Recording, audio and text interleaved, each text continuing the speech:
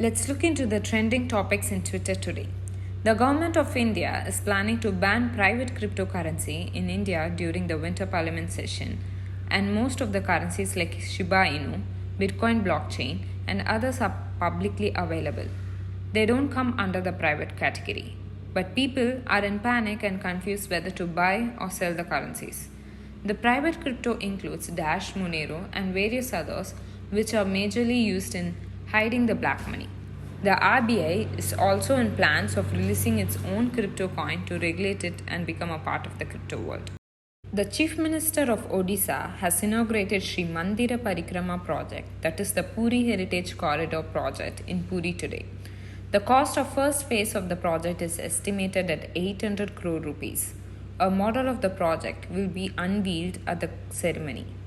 Naveen Patnaik also mentioned that the names of the citizens who lended their lands will be engraved in the heritage. This corridor is looked as an attempt to transform the holy town of Puri into an international heritage site.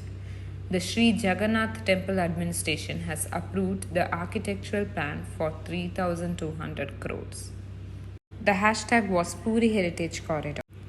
Member of the Indian National Congress and the Parliament, Mr. Rahul Gandhi has launched a campaign demanding 4 lakh rupees as compensation to each and every family that lost a member to COVID-19. The Congress party came up with 2 demands for the Modi government. One is the right figure of the COVID death around the country, and the other is the compensation of 4 lakhs to the member's family. The hashtag was 4 lakh dena hoga. BJP MP from East Delhi constituency and former cricketer Gautam Gambhir has approached the Delhi police alleging he has received death threats from ISIS Kashmir. The investigation is underway and security has been beefed up outside Gambhir's residence. The threat was made by means of an email last night. The hashtag was ISIS Kashmir. Now let us listen to the current affairs of the country. Finance Minister Nirmala Sitharaman on 23rd November 2021 launched Tejaswini and Hausala schemes of Jammu and Kashmir Bank.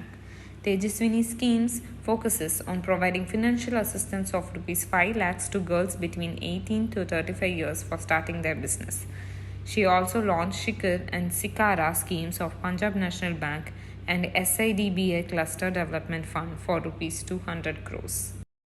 JP Morgan Chase has become the world's most systematically important bank once again according to the latest annual ranking of top lenders by global regulators. The Financial Stability Board, made up of regulators from G20 countries, published its latest table of the world's 30 most systematic banks on 23rd November 2021. JP Morgan has been the world's most systematic bank in 2019.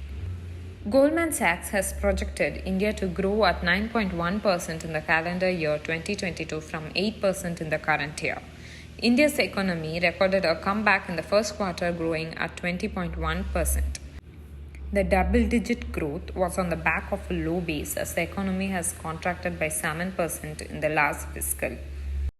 India and World Bank ink loan agreement to improve quality of learning.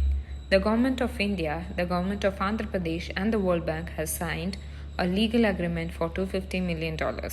It has signed up for a project which aims to improve the quality of learning for over 50 lakh students in the state of Andhra Pradesh.